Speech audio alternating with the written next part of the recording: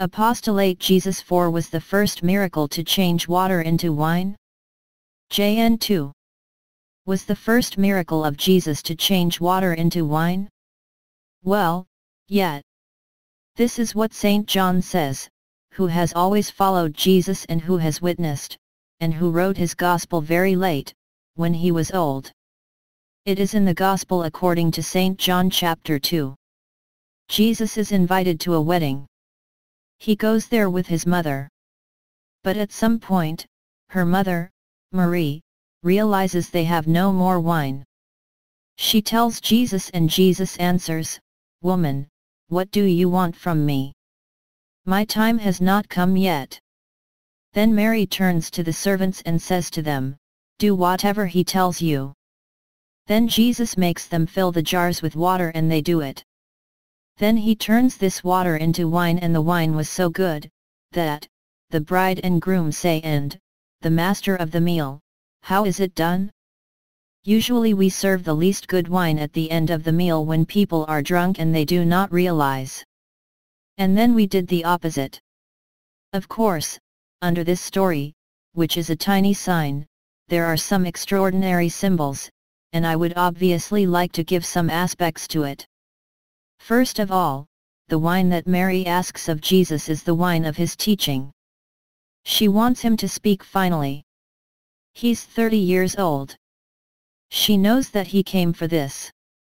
And Jesus answered him, "What do you want, wife? My time has not come yet." Which means that he hears right away, the wine of his blood that will reveal even more than his word, which is God, to his passion. This God of humility and love who dies even for his enemies. The fact that this first miracle happens during a marriage indicates that what Jesus will create is a marriage, a new covenant. God is the husband. He takes the initiative.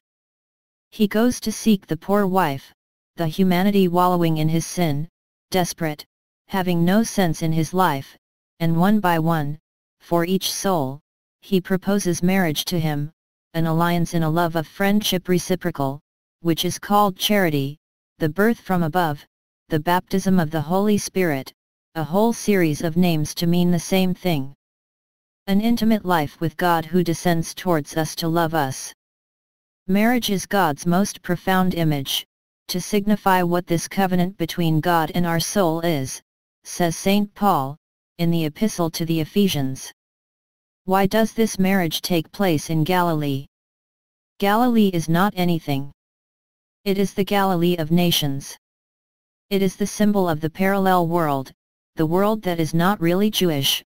It is all men who are symbolized by Galilee. It is also the dark place of spiritual death, says a biblical text, namely where there is no life of God. So that means that what Christ brings, this marriage, is not only for the Jews. It is for the Jews in the first place, but in view of the whole world. It is a universal, Catholic alliance. Universal, it translates as Catholic.